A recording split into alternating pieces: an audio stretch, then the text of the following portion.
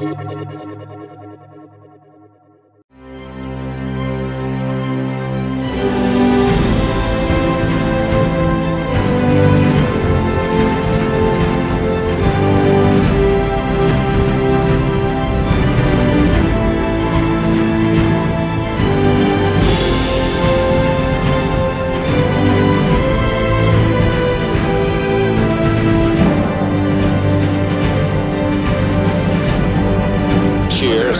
the moderator is Ruslan Stringel, Director of the Economy of the Russian Academy of Sciences.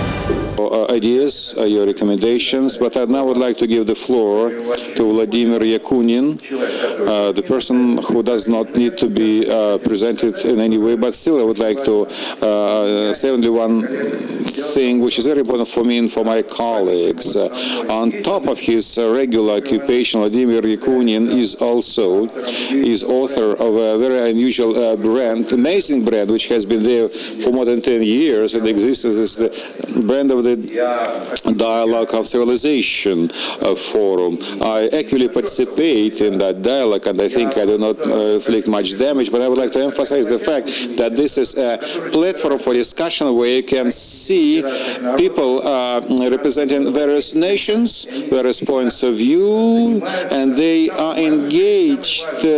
And the most important thing which we should do today, they develop a set of minimal ethical values, which are the only way for us to survive. We live in a very large, big common village. We have Islamists, we have Christians, we have Jews, Hebrews, we have non-believers, and it's an amazing brand, and I thank him very much for creating that, but now it's not the time to discuss that. I want to give him the floor to make his 8-minute presentation. Thank you, Ruslan Semyonovich. Dear members of the forum, may I start by saying the following. Making two remarks, I want to add that here in the podium we see the dominating group. If we say proceed from the Dialogue of Civilization, now we see 4 representatives of this forum Dialogue of Civilization. This is the co-chairman now, this forum, Professor Brown of the Brown University, Alfred Gusenbauer. Not only he worked in the politics, but now he teaches how not to be engaged in politics others. Now we have the pleasure of Professor Wallenstein and his essay which he represents. If you look at the site of the World Forum Dialogue for Civilizations, which dates back to 10 years ago, you will see that the first conclusions of the upcoming inevitable crisis of the world economy were contained and present in our first resolutions of the Forum Dialogue of Civilization. And Ruslan Semyonovich himself was the driver of the economic sector of the World Public Forum. So we can see that there is a certain strong group, dominating group from the Dialogue of Civilization Forum. And starting from this point, I would like to continue and say that when we discuss various theories, when we discuss various formats of discussing those ethical theories, a common place now is that all which has been before us is a totalitarian situation and atmosphere of tolerance, and now we have the freedom. It is not true. In the area of intellectual discussion, the pluralism manifests itself in the situation when you are not given blows in the face, but they are struggling mercilessly, trying to get the resources which would enable them to promote their theories. And this slide gives you an understanding of the dynamics of the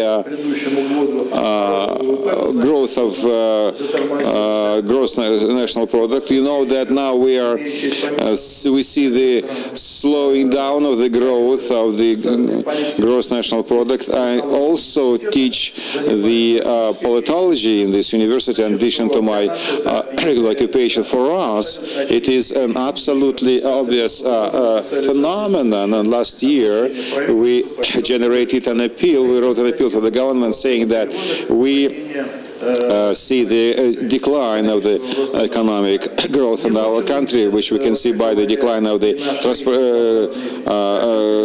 cargoes transported by railways. So in this way, I think that we cannot be happy with the 67th place in the world rating we should take, and it cannot correlate with those bright, optimistic declarations which we can see from time to time from financial, wizards, and Oksana spoke at length of that. But still, I have not met any practical economist, any person from the practical economy who would not be criticizing the ministries of finances. I fully sympathize with her. Further on, as for the competitiveness and our prospects, there are certain good reasons to believe that we can progress. Russia is rich in human resources.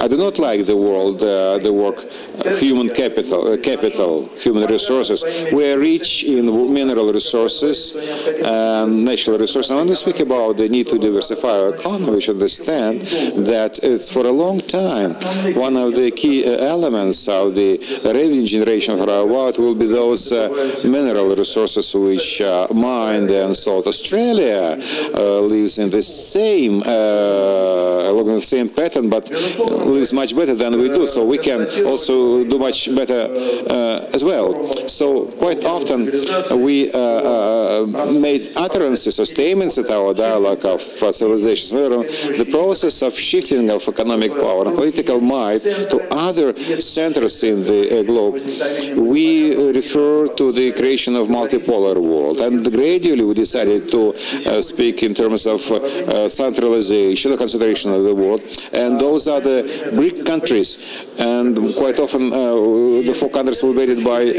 one more, and on top of that, the idea that those who are the key shareholders of the world financial system will be waiting for them to become the secondary or tertiary economic powers will be an illusion. They will definitely not be sitting idle, and they're making very strenuous efforts not to let it happen.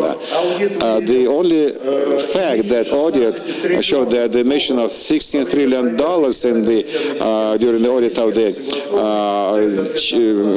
review inspection of the federal system gives us the idea how they intend to operate global financial processes. And in this sense, I fully sympathize with Oksana in the assessment of what is happening in the financial regulation management in our country. We as a company can better place our bonds in any other foreign markets better than any state company or private company. We borrow at very good interest. Recently we placed places at 2.17 interest rate. No, any companies were successful in placing this money. But in our country we can borrow only at 8%, and considering our strength, this is absolutely logical and abnormal when the corporate say that was instead of 500 billion, despite the fact that the same money were in foreign banks accounts. So I believe that today, by the way to stimulate the economy is to develop infrastructural projects. This is something which we're pursuing in our work and which we're trying to say to our government. And I'm very happy that the 100 billion rubles of pension funds will be directed to implementation of infrastructural projects. I'm also very happy to have learned that there is a decision by the government to develop Far East region, a Trans-Siberian railway track, because without developing infrastructure, one cannot even speak about development of the economy. It is the economy of infrastructure that develops the economy of a nation. And on the whole, I am very pleased, and I think it is very important that here in the Moscow University we are participating in this global global conference when a consolidated opinion about what are this reality and what is the fiction from the standpoint of the multitude of paradigms which have existed in the world recently, and the paradigm of neoliberal development is getting a responsive rebuff from those who live in the actual world, and these are not the interest income. Thank you, Vladimir Ivanovich. I believe we still have time for the change of opinions, and perhaps we have even